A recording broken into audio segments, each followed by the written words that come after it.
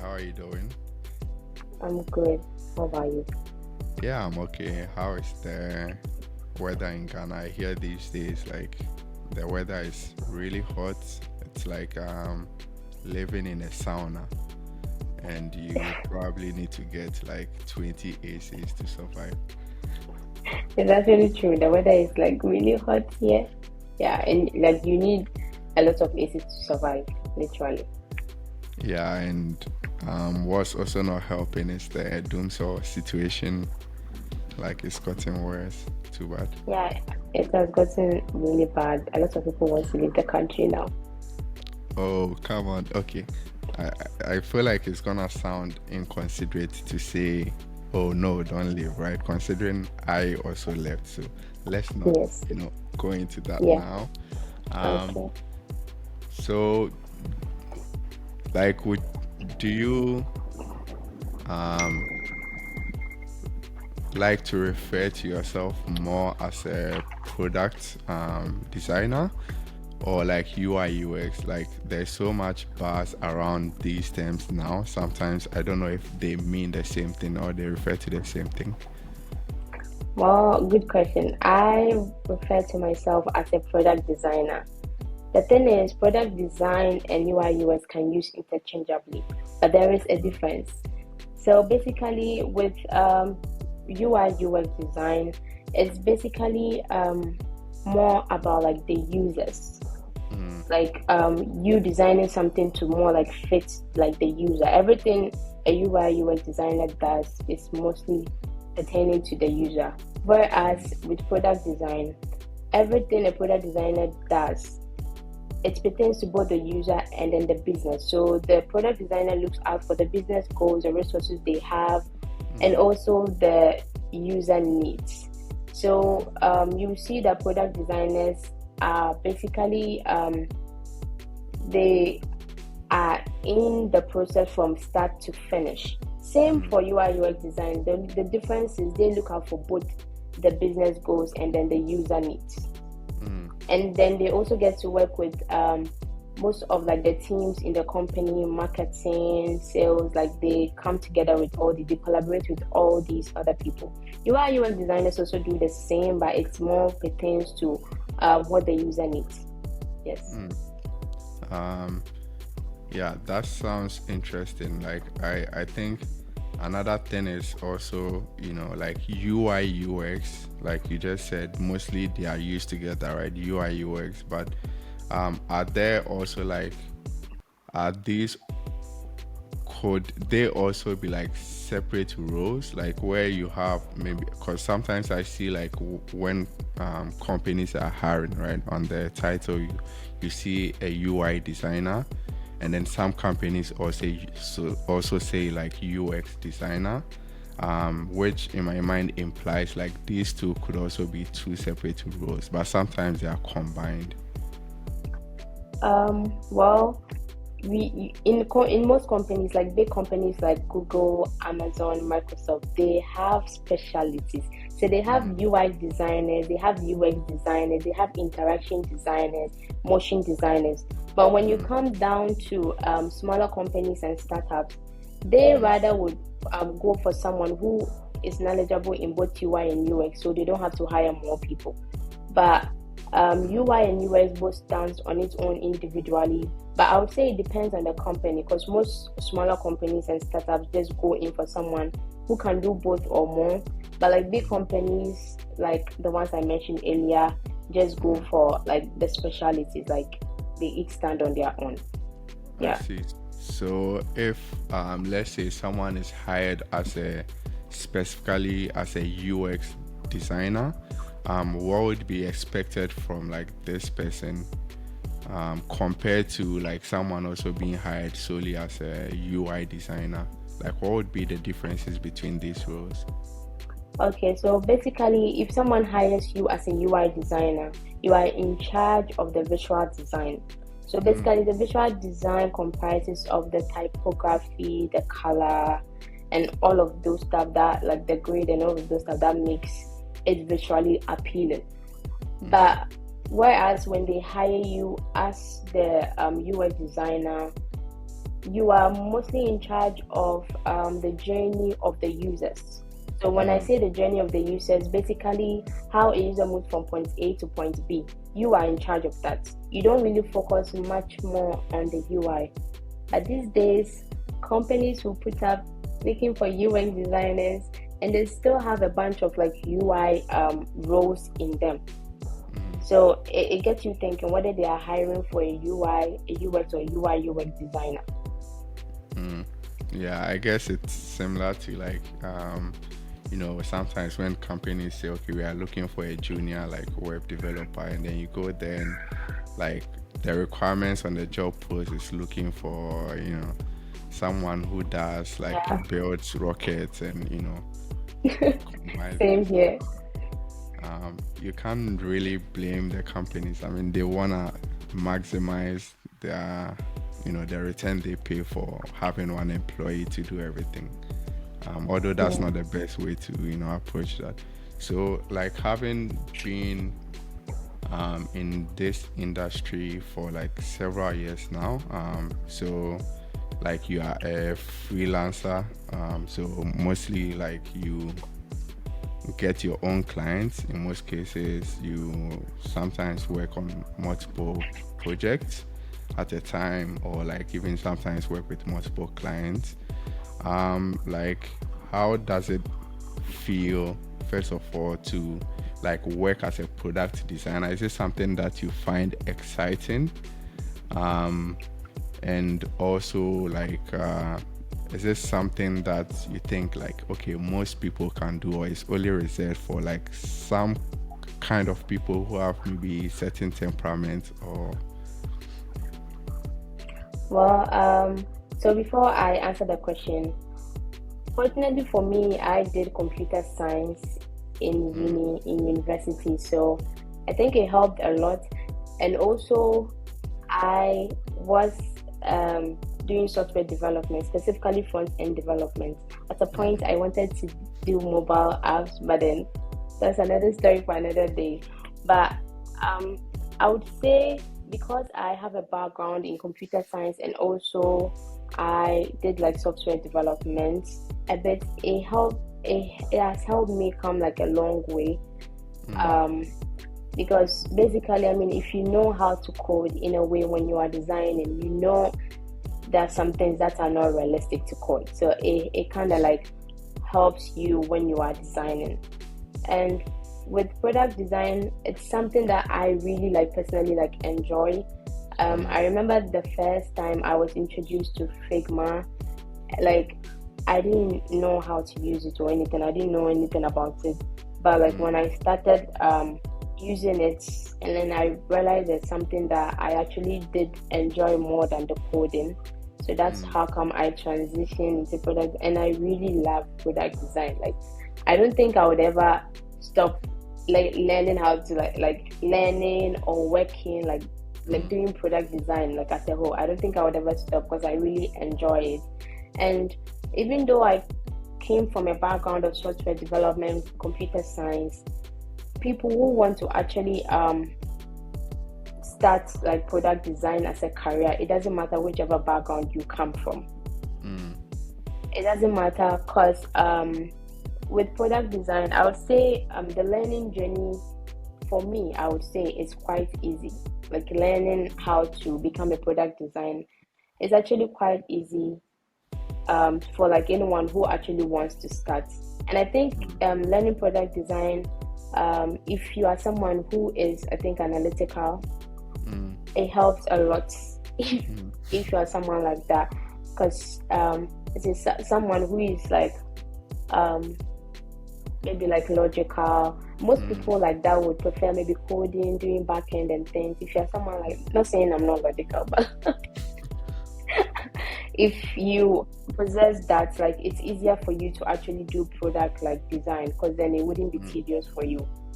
Yeah. mm, So anyone from any background can start learning product design. Doesn't matter which background you are coming from. mm. Yeah, I'm gonna go like want us to talk a bit more about like the projects and also dive into like the freelancing part of things. But I just realized that because, we know each other for a long time and, we are close, I didn't really consider properly, introducing you and like letting you talk a little bit about your background for, the people that are watching that don't know you that well. And thanks for bailing me a little bit on that one, sharing some, information about how you got here. But do you mind, at least for people that don't know you, walking us through a little bit about like your personal journey, more about like you mentioned you studied computer science, but now you are doing product design. I mean, I can see like a bridge where you could transition from that, but for most people maybe that's not like the first thing that comes to their mind, and there has to be some things that you experimented along the way which made you decide to go do product design. So do you want to share a little bit about like your background, like growing up, the things that you were interested in? Probably it wasn't even related to design, and what you studied, and like how you made this transition to product design. Okay.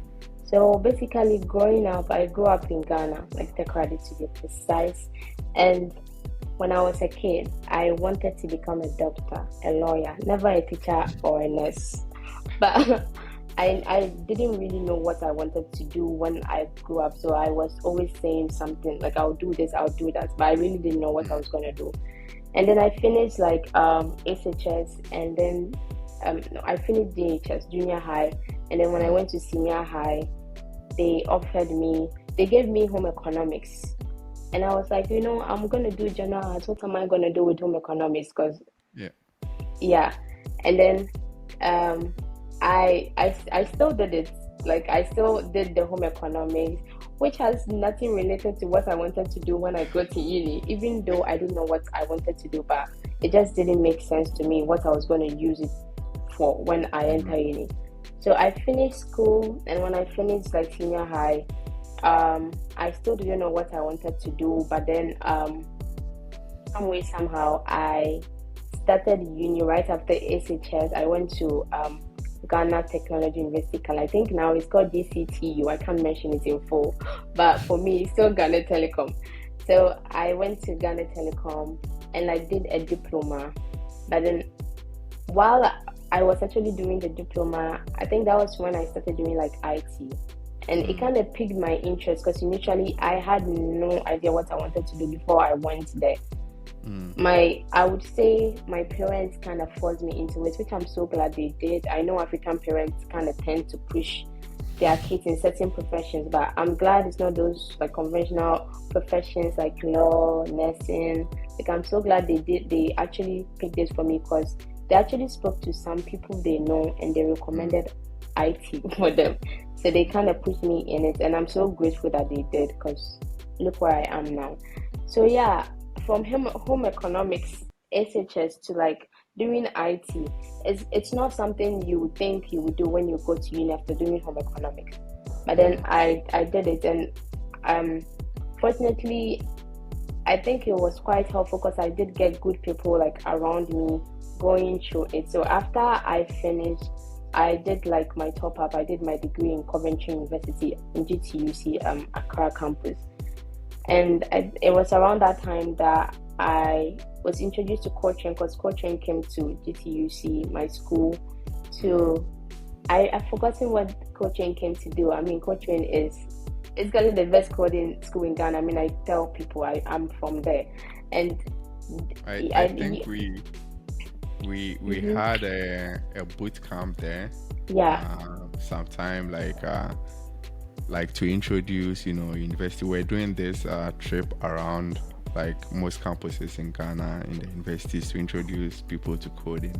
I think it was around that time. I don't think I came for that particular event, but I remember GTUC. So it was around that time that, even though I heard of programming, I didn't like I learned HTML CSS on my own, but like I didn't really dive into deep. So when coaching came, it kind of like opened my mind to like the possibilities. When coaching came, you guys talked about so many stuff. Then I was like, you know what? I'm gonna join coaching. I'm gonna become a software developer. Mm. So I did join coaching, and basically I would say joining coaching was literally, I would say, like the best thing that happened to me, because through coaching I would say I met like really good people that helped me throughout like my career even till now, including you. And like I would always say, like I'm so grateful for like all those like times, and like all these opportunities are coming because of like my whole journey. And it's been like amazing so far, because from coaching, after coaching I actually um was still learning software development, and then I wanted to become a mobile app developer. But then Mm. along the lines, I was introduced to Figma in coaching. I think that was when I realized that I actually liked the design more than the coding. But I Mm. didn't really know that it was a whole career. There was a whole career out there. I had no idea. I remember telling Awal, like my mentor, literally. I asked him, Awal, I want you to be my mentor. And then he was like, okay, yeah, sure. And I remember telling him that I want to focus on that instead, knowing there was no career. I just didn't know there was I didn't know there was a whole world of UI, UX, product design going on. Mm. But then he took a leap of faith in me, and then he was like, I should just go for it if that's what I want to do. He didn't, even though he was a software developer, he kind of encouraged me to go for what I want to go for. And so from there, I started learning UI UX, and he got me like courses. So initially, it was self-taught. It wasn't Mm. um, it wasn't like I had someone who was teaching me. It was self-taught from Mm. videos, a lot of tutorials that I binge watched and did projects on. And then I also remember um, a while bringing in Kevin in order to kind of like help me, because I didn't know how I was going to start with the freelancing, because I had never done it before. And Mm. we didn't know anyone who was actually doing freelancing with product design. So basically, he brought him in, and I remember him hopping on calls with me and kind of like telling me what I need to do, stuff I need to put in place to be a successful like freelancer. And honestly, it has helped me so much, like up to this point, and I'm grateful for all those people that were in my life at that time. Yeah, so I would say my journey, it wasn't like it was like smooth. I remember being depressed at certain times when I was learning. It was not like it was smooth, and then Mm. I remember being depressed, broke, and everything. Like it was not like easy, but like I would say, I mean, anything good is like no pain, no gain. So like you have to Yeah. suffer through it, yeah, to be able to get there. And I would say when people start learning, like there are some people that I have tried mentoring, and they are like, why is this taking too long? When am I gonna finish? Like it's never like that. You have to give it your 100%, and wherever it takes, even if it takes you a year or two, just make sure you are just doing it. Because I remember a while my mentor always kept telling me, if I don't give up, I will succeed. As long as I don't give up, I will succeed. It doesn't matter how long it takes. And it kind of like stuck with me even up to now. Like as long as Mm. I'm doing something and I don't stop, I will achieve it eventually. Yeah. Yeah. So Yeah. yeah. So It's I would say the journey was not like super smooth, but I would say it was also kind of like very smooth in a way, because I had people to help me along like every stage. yeah, like it's, I mean, I know, like I was there. I know like the stuff that you had to go through. I mean, it wasn't smooth. Like it took a lot of hard work, and lots of grit to persevere to get to this point. But like, yeah, I really like the points that you made about having like a community that was very supportive, like really resonates with me. I think that's one thing that like most people or like people that, especially like people that go the self-taught route, sometimes they lack having this community, right? Because like Kevin, you mentioned Kevin, and Kevin was also part of like the co-train community, myself, like a wow, and several other people, and we all used to help each other like whenever someone was going through a journey and they needed help. And yeah, sometimes like it can get a bit frustrating and hard, and when you don't have the supportive community, it's kind of, that's where like most people would usually give up. Yes. Yeah. Most people give up because it really helps when you have someone who believes in what you are doing and they are willing to kind of like help you actually get there. Yeah, someone you can talk to about your struggles, who have either been there or on the journey with you. It helps a lot. Yeah, and it also helps you like have some structure, like at least like you have some structure on like the things that you are learning, like from here you go there, and from the learning you go to this phase and all of that. And that's Yeah. also something that really helps. Yeah, it's something that helps. And I would always say, like, I'm grateful to Co-train and I'm grateful for Co-train bringing me to all the people that, like, I know from Co-train. Yeah. So now, like after all that, you are a boss now. Like like you like a product designer. I know like you've worked with multiple like companies in the US. Worked on multiple exciting projects. Do you wanna talk a little bit about that? Yes. So, I remember I remember my first project did not go smoothly because it was my first time. Getting the job was like the easy parts because I remember practicing with my mentor, like how I'm gonna answer the interview questions, what questions I'm gonna ask the client. So getting the job, I would say I remember my first um, gig that I got on Upwork. The first interview I did, I got it. So Upwork is basically a platform where I used to get jobs as a freelancer, and that's what a lot of freelancers also use. And it was very easy to get my first job, but I didn't know that getting the job was the easy part. Um, Working on the project, even I thought I knew how to design, but when I started working on the project, I realized that wait, I felt like I was even cheating the client because it felt like I was not doing enough. And I'm so grateful that the client actually was so understanding that he was literally helping me throughout the like project. He literally held my hand throughout the project. So like I just want to say that when you finish learning either your boot camp, self-taught and everything, you might think okay, like getting the job and doing it, like it's never like it's always a new experience. So definitely everything is not gonna go smoothly. It might either be you flop your interview or you might even do well, but the job you might not actually like do well. So like something will definitely go wrong since it's your first time, but I'm trying to say like it's actually quite fine because it's like a learning process. So like my first job I didn't do like well, but the client helped me along. If you don't actually get lucky and the client doesn't hold your hand, it's still fine because even if they take you off the project, you still learn something. You made a mistake, so you learn from it. Yeah.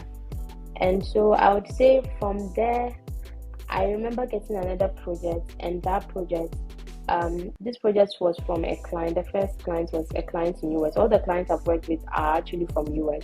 The second client was another client from US, which she took me off the project. Yes, she was she was not ready to come and handhold me doing.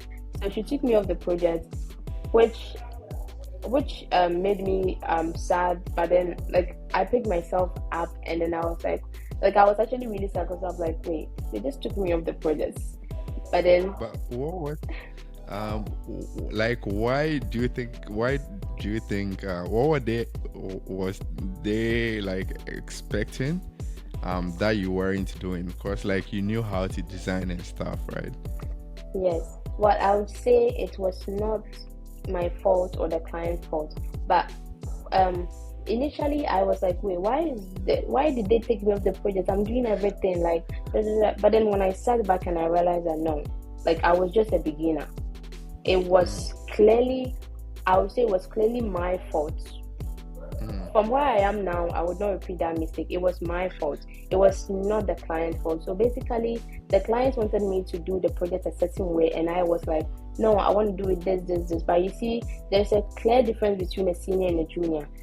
A senior product designer or junior product designer, how they communicate what they want for the users or the clients is different from how a junior or a senior would communicate it. Even though I was telling them, the client, that this is how I should do it, if I had the experience I have now, I would have said it in a certain way or showed them certain graphic for them to know that, okay, this is the best way to go about it. But since I was a beginner, I thought they were not being fair to me, but I just didn't know how to communicate to them, because every client has a vision of what they want. You can't just swoop in and come and go. You need to show proof that you know what you're talking about, which I didn't. So in a way, I was incompetent to them. It didn't matter what I was saying. You need to show that this is what you are about. So it was my fault for no, because I was still like a beginner. So they took me off the project and I didn't hear from them till now. So I would say like, yeah. And also I want to put it out there that most of the time when people are working with clients and something goes wrong, they blame the client. Most of the time it's not the client's fault. You should just remember it's their business. You are just another person working on their project. So if something happens, people tend to blame clients. Unless, I don't know, maybe unless they are not paying you and you've done a good job and they are not paying. But if it's something about like the project itself, you should come down to your level and listen, because it's not about you. It's about the project. It's never about you, the designer.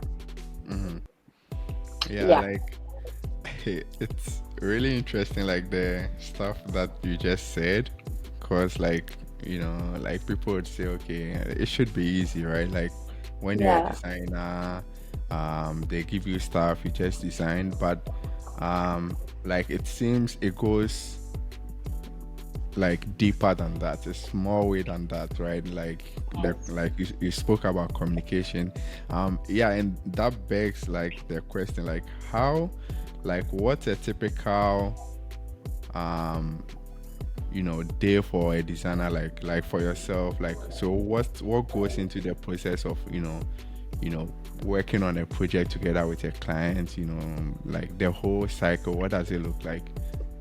Okay, so working on a project with a client differs from client to client, because there are clients that are individual clients that are companies, and so working with these two clients is different. So I'll start from an individual client and bring it to a company client. So if it's an individual client, you mostly communicate through either email, or I would say maybe Trello. I use Trello if it's an individual client, because I think it's free, and so they mostly don't have Slack. So the project management software I use communicating with individual clients is Trello. And so it just makes it easier to kind of like add tasks and then like keep moving it from maybe like to do in process this to done. So basically the process is like, once I have, let's say, assuming that I've already had the interview with the client on Upwork and I have the job.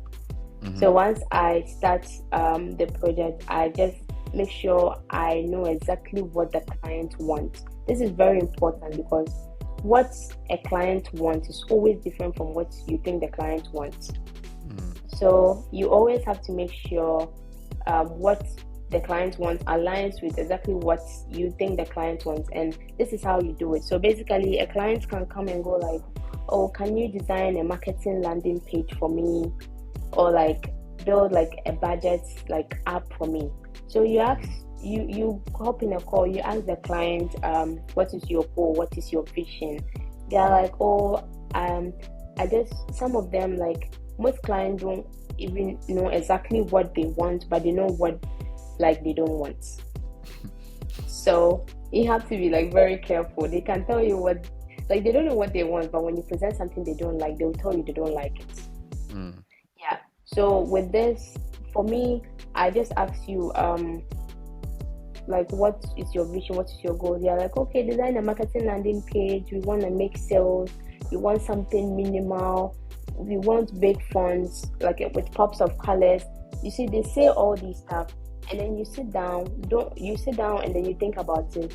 You don't start designing for a client like that. So before you even start everything, you go on any of these design platforms like Dribble, Behance, Upworks, Monslide, and Pinterest, and all of that, and then go and search the kind of designs you think they want. So you search for them, and then you present it to them on a call, and then ask them, is this what you were talking about? Is this how you want to go about it? They themselves will tell you, okay, this is not the minimal I'm looking for. So you pick a variety of like maybe if it's a website or a mobile, a variety of like images that you think is something they would want, or something they envision. You show it to them, they will tell you which one they are going for. You never assume with clients, do not assume. So like you show them, and then I would say after you show them that, that's when the real design begins. You don't still start designing. First, most of them don't have requirements that they don't even know what's going to go on the pages. So you start by gathering requirements for them. And I would say gathering requirements, if the client themselves don't know what requirements they are gathering, it's just easier to start asking them questions to create like a user flow. Like once you start asking them questions, they kind of like start talking about, okay, this is what I want the site to do, da, da, da, da. And so you gather the requirement for them. When you gather the requirement for now, you already have your mood board. You still go over it with them again to make sure you both agree on what you want the designs to kind of like look like. The mood board is like a guide. It's not like you're gonna copy what is on the design. It's just a guide for you and then your client to make sure you meet like the same. Yeah. So after you gather your requirements, you have your mood board and everything. If it's a small project, starting to design is very easy. Like you can just start design after you gather your requirements, you do your user stories, you show your mood board, you can start designing. But like if it's a bigger project, you don't start designing after this. You make sure that you do a lot of like research, you create like personas and things that would help you. You focus more on like the user journey because it's a big project. If it's just a landing page, you don't do much. But if it's a big project, you focus all your research mostly focus on like the user like journey to make sure that everything comes out like good. So like it differs from company to company. And with a bigger company, you realize that once you enter a big company, you don't use your Figma because the company has their own company Figma with a bunch of like files. You are using their Slack, you're using all the softwares they are using. Now you are part of them. You are using Jira. Jira is for most people who don't know, but Jira is a project management software project management too. Yes. Yeah. So like, and it's actually very easy to use. It's kind of like Trello. Just the interface is a bit like different, and it looks like it has more stuff, but yeah, it's still like a bit like it's still easier to use. You can just watch a few YouTube videos and you'll be fine. So basically, when you work with a bigger company, the difference is now you're dealing with more people.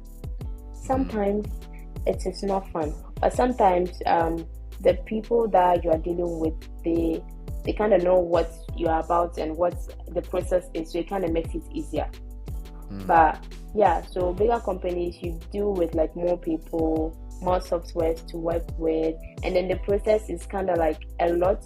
Sometimes you'll not be the only designer working on the project. They'll bring in another designer. You'll be having meetings with the developers and like all of that. So like if the company is big, your process becomes kind of like bigger because you deal with so many people like while like working on a project.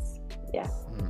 It sounds more like there's a lot of like stakeholder management, collaborating with people, like having meetings, setting expectations, aligning on stuff. And the design part is kind of like, it sounds like the design part is like the easiest part, where you just sit down to design something, right? But the bulk Yes. of the work is aligning with the multiple stakeholders. And yeah, Yeah. sounds So a like, lot. yeah. Yeah. Yeah. I would say it does sound a lot, because when I started, I was working with individual like clients, like not Mm, like actual, like most of them were like at the earliest start of their companies. So it was like working was like one to one with like the client. And then I remember the first gig that I got, that I was on like a big team, was with this company called Bright Up in US, where there were like a lot of people. That was the first time I had a lot of people going through my designs and that. And you see, in the beginning, it's quite like overwhelming because you've never had that before. But mm, like it's overwhelming. But like as time goes on, you kind of learn to like adapt, because eventually it will happen. Once you start, you still get like a bigger company where you are on seat with a lot of people in different positions in the company. So like mm, it gets overwhelming in the beginning, but like it gets easier as time goes on. And over there, you realize there is much more to do. You have meetings all the time because mm, you're in a bigger company now. You're gonna have meetings. So like this time, it's not just one on one. You have like maybe multiple meetings during the week, and like mm, all of that. But one nice thing I would say about freelancing is, um, if the company is a bit flexible, you can schedule your own calls. mm, Because I think after that role, when I moved to a new role as a freelancer, what I did was I was scheduling like the calls most like almost all the time, because I think I mm, had grown to the point that like I knew the ins and outs of like how to run. I mean, freelancing is a business, like I have to run it by mm, myself. So I ended up scheduling my calls, and I'll say it helped me a lot, because like I knew like and it's not like you're gonna go like a whole week without hitting the person you're supposed to have a call with. You have to be consistent. And I would say one thing that helps a lot is updating them. mm, Like mm, updating them, even if you don't have calls, updating them what you are doing, where the project has gotten to, if you have any questions and those stuff. So then if you don't schedule like, or you are not having a call with them, it kind of feels like they're already in the loop of what you are doing. So it's not like, it's like the business is still running smoothly. So that's one mm, thing. You need to be like constantly like updating your like employer or whoever you're working with, what's going on and all of that. So yeah, like freelancing, running a freelancing business, I would say you would have to always be like up on your game, like especially with communication, like communicating with whoever you are working with, because it's not like it's a full-time role where you have assigned time for meeting and all of that. Because otherwise, you realize you would have gone far in your career, but still be treated as a junior designer. Because like those are the things that makes you a senior. mm, Not when someone does not micromanage you, they mm. feel like they can trust you with their work, and like you know what you are doing. No one is micromanaging you, so it's easier for them to give you tasks and they know you can handle it. Mm. Yeah. Is there a reason why like you prefer to do like to go the freelancing route? Because it sounds like a lot of work, like versus having a full-time job. Because like you are good enough to work at any company as a product designer, but why do you know go through all the stress of the Well, freelance, right? Is it the money? Is it the well, in the beginning, I didn't think I was gonna do freelance. I wanted a full-time job. Like mm, that's what I wanted. But then, um, I didn't get it. I did a couple of interviews, but I didn't get it. So I remember like when I started working on like smaller projects with freelancing, that was when mm, I actually started to learn and grow, because I realized that most companies, they don't want to take chances on someone who is very new, like an entry level who doesn't have any work experience, nothing. mm, So like, but freelancing kind of like open like the door to kind of receive someone who doesn't have any like experience. So I wasn't getting any full time when then I started with freelancing. But I would say from the time I started freelancing till now, I am glad I did freelancing, because like freelancing provides you with much more flexibility. Because I mean, aside it's being remote, you kind of like work when you want to. Like I sometimes work on weekends. Like anytime you want to work, you can work. Like it's not. It's just flexible. Like I said, you can schedule your own calls and all of that. So it's like really flexible to like do freelancing than full time, in my opinion. Also, that's why I feel like the freelancing. And also with freelancing, you see, you have the opportunity to work on multiple projects. Because with your contract doesn't stop you from working on multiple projects, so you can be juggling 3 projects at a time, making your bag, and like no one cares. But with full time, you can't do that. Talking about making the bag, like would you recommend like people to go into like UI UX? Like what's the the pay like compared to I know like people have this thing like software engineering crazy, like making tons of money and other roles. What's it like for the design bits? Like is there money there too? Yes, there is. So I would actually say that like how much a lot of designers, including myself, make more than some developers. And the reason being that it's basically how much value you think you can offer. So if you think you can offer this value to these companies, then you can charge as much as you think your value is worth, like what you are going to give them. So like doing like UI UX, product design, like as a whole, you could make so much as a full-time software developer, or even more. Depends on how much value you think you'll be able to bring to the table. Yes. Okay, maybe I need to switch to design then. Yeah, that was just by I can't resist asking this question on behalf of the software developers. Like, why do designers stress us out and design like really weird, complicated things? And this is for most especially like the front-end developers. You bring these weird interactions and expect us to code it. Like, is that like to punish us for all the sins that we've committed in our lives? Or?